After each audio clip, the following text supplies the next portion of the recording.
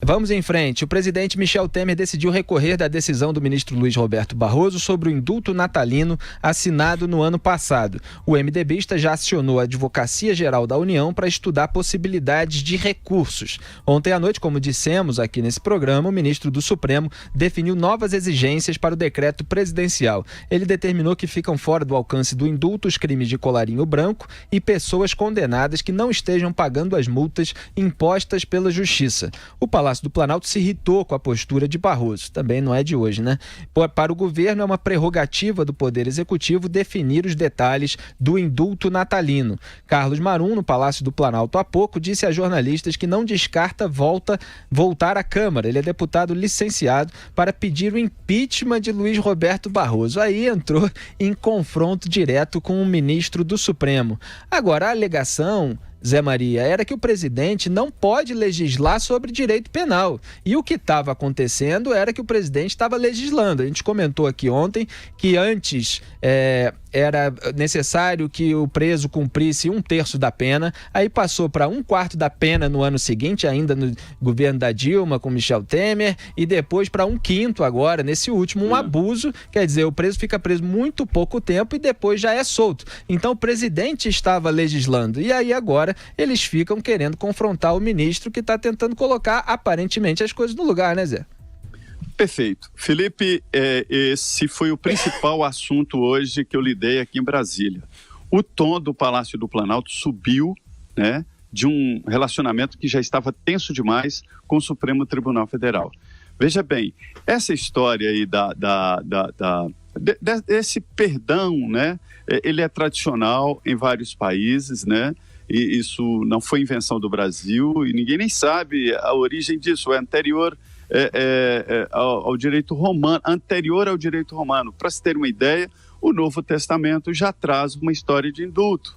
Foi quando Pôncio Pilatos levou Jesus e Barrabás para, em vez dele decidir quem seria solto, quem seria o alvo desse indulto, né, ou graça, ou perdão, ele levou para a turba, né, para a praça. E lá eles gritaram que queriam o indulto para Jesus, um indulto parecido. E aí, para Barrabás, soltaram um ladrão conhecido e Jesus mandaram crucificar. Então, outras constituições aceitaram isso, por exemplo, a França tem o Dia do Perdão, que está em desuso, porque é muitas vezes usado para crimes considerados horríveis. Então todo presidente da República assina ali aquele indulto, por questão humanitária, uma coisa tradicional. Só que o presidente Michel Temer exagerou. O ministro da Justiça, Torquato Jardim, admitiu que se tratou de uma visão liberal do presidente Michel Temer. Só que essa visão liberal atende os condenados por colarinho branco, ou seja, corrupção, lavagem de dinheiro. E isso acabou pegando muito mal. A procuradora Raquel Dodge foi ao Supremo durante o recesso, a presidente Carmen Lúcia suspendeu o decreto.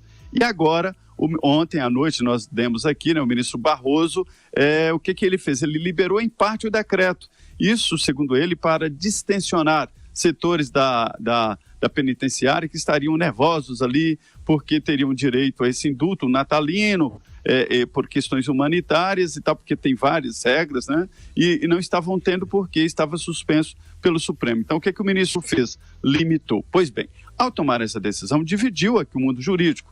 É um ministro do Supremo limitando ações típicas e constitucionais de um presidente da República. O que eu quero dizer é que hoje o ministro da Justiça, Torquato Jardim, e o ministro Carlos Marum chamou a imprensa para dizer que vai reagir. De que forma? Primeiro, o caminho normal, né? Vai apelar. E segundo, é uma ação política, e aí está errado. O ministro Carlos Marum falou, ele publicou, na verdade eu vi no WhatsApp lá de grupos do Congresso, ele dizendo que ia processar o ministro.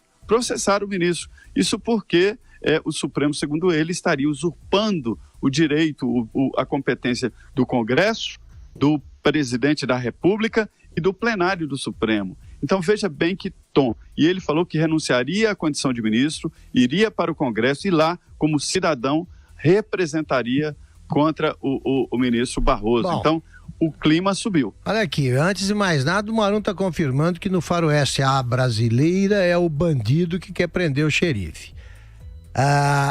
Eu lembro direitinho de como é que era aplicado o indulto natalino.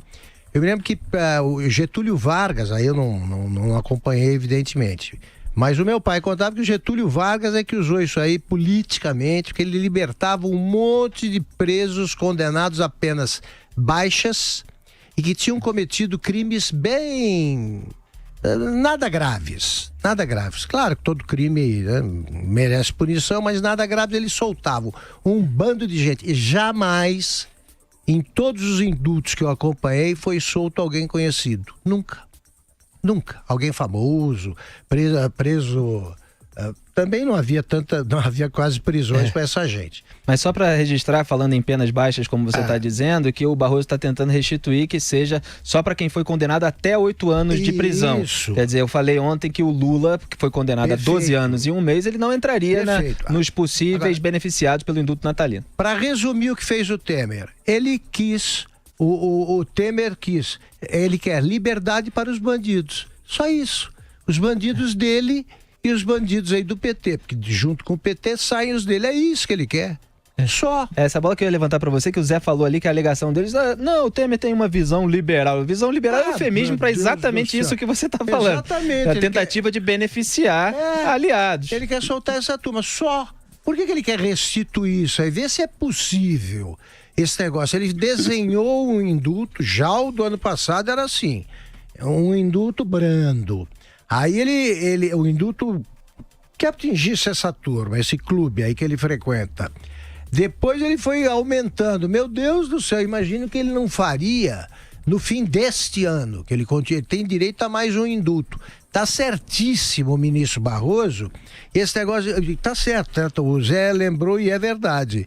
É uma prerrogativa do presidente, desde que o presidente não trate a gente como idiota. Aí tem alguém do Supremo tem que levantar essa discussão e parar com esse negócio. O presidente da República não pode libertar quem ele quer, sem mais nem menos, com critérios estabelecidos por ele, ponto final. Não é possível. Pois é, já bastou libertar José Dirceu e Valdemar da Costa Neto juntos. Imagina agora com a Lava Jato aí nas ruas, prendendo um monte de político, quem é que poderia sair no indulto natalino? Diga, Zé Maria. Sabe quem foi seco atrás desse indulto? O Pisolato. Chegou lá, aí o Barroso negou. Pronto. Continuando aqui no assunto, Luiz Roberto Barroso, veio à tona ontem uma decisão do ministro do dia 27 de fevereiro. O magistrado autorizou a quebra dos sigilos telefônico e telemático de 2 suspeitos de serem intermediários de propina para Michel Temer, o ex-deputado Rodrigo da Rocha Loures e o coronel João Batista Lima. As quebras foram feitas no inquérito que investiga se o presidente favoreceu indevidamente o setor portuário. Segundo informou a Globo News, a Polícia Federal esteve no Palácio do Planalto na semana passada em busca de informações do e-mail usado por Rocha Loures. Zé Maria, Barroso está quebrando tudo e está irritando de fato o governo, que aí tenta se vingar com essa declaração do Carlos Marum, que vai voltar à Câmara para pedir o impeachment dele. Agora, em relação à quebra do sigilo bancário do Temer, eu tenho visto muitas discussões a respeito da legalidade ou da ilegalidade. A gente já comentou várias vezes aqui nesse programa que o parágrafo 4º do artigo 86 é obscuro, fala que o presidente não pode ser responsabilizado, o que não necessariamente significa dizer que ele não pode ser investigado. Então, o Rodrigo Janot tinha o entendimento de que ele não poderia ser investigado, a Raquel Dodge tem entendimento contrário de que ele pode, o Barroso acabou concordando com isso, decretou a quebra, mas tem a discussão também se ele está decretando a quebra para conseguir algum elemento de prova ou se já tem indícios suficientes para decretar a quebra do sigilo bancário do presidente. Acontece que o inquérito, Zé, corre em segredo de justiça. Então, nós que vemos de fora, não temos ainda elementos suficientes para avaliar se a decisão do Barroso está fundamentada ou não. O que existe é uma discordância ali dentro. A Polícia Federal queria, o Ministério Público Federal tinha gente que não queria, achava que não deveria, mas a gente não tem os elementos para analisar com as nossas próprias cabeças, né, se a decisão do Barroso procede ou não. Diga aí, Zé. Pelo menos 3 inquéritos em segredo de justiça. Fala-se aqui em 4, né? E alguns deles, a indicação muito clara é que se o presidente Michel Temer não for investigado agora, as provas irão fatalmente se perder, né? Porque vai passar um tempo até o início do processo. E esse é um processo muito complexo, né? Que envolve, inclusive, além do presidente da República, na época vice-presidente da República, né? Um ex-deputado e um ex-assessor dele muito importante, uma figura que pode ser considerada até como operador. Eu não sei bem como funciona essa relação do presidente com o coronel. Mas veja bem, você está certíssimo quando você fala da Constituição, da letra morta da Constituição e suas palavras. O Supremo está entendendo que o presidente não pode ser responsabilizado, isso está na Constituição. Agora pode ser investigado.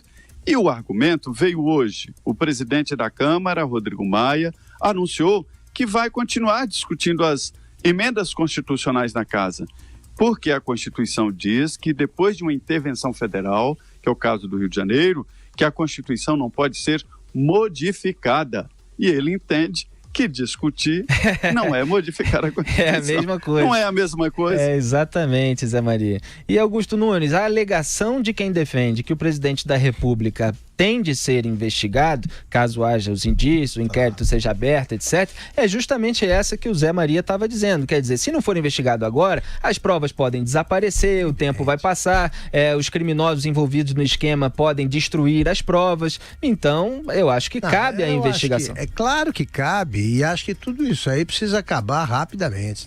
Essa história de o presidente só pode ser julgado por atos ocorridos antes da gestão, né? Não pode não pode ser julgado no cargo a menos que tenha cometido crimes no exercício das funções. É uma brincadeira, né? É uma blindagem.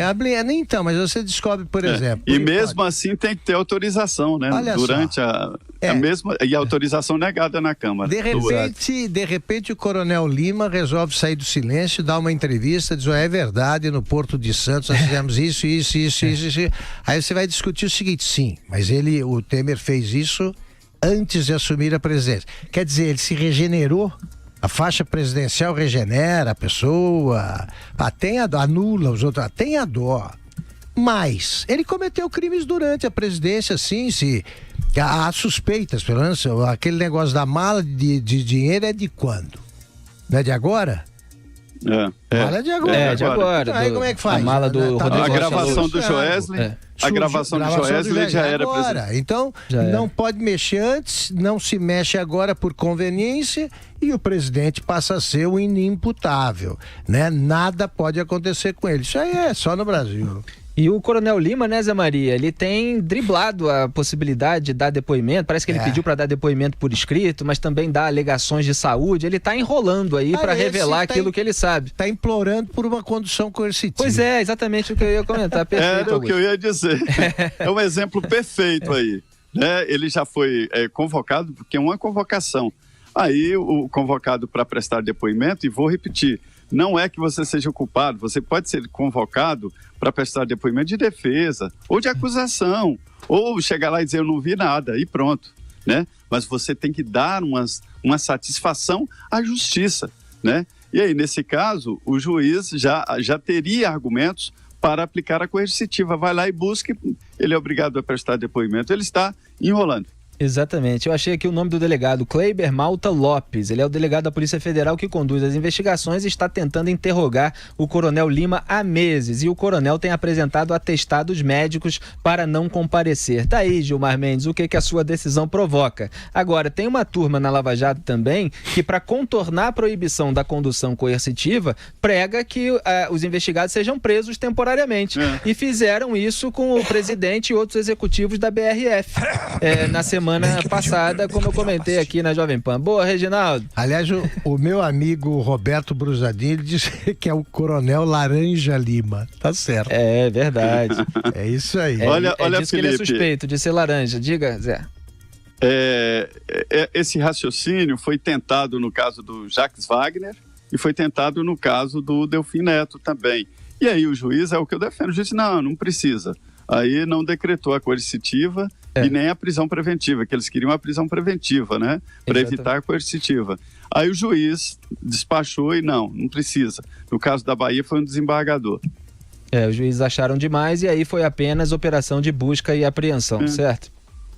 Vamos em frente. Mas o juiz que tem que decidir, né? Reginaldo está avisando aqui que a gente precisa chamar mais uma janela de comerciais.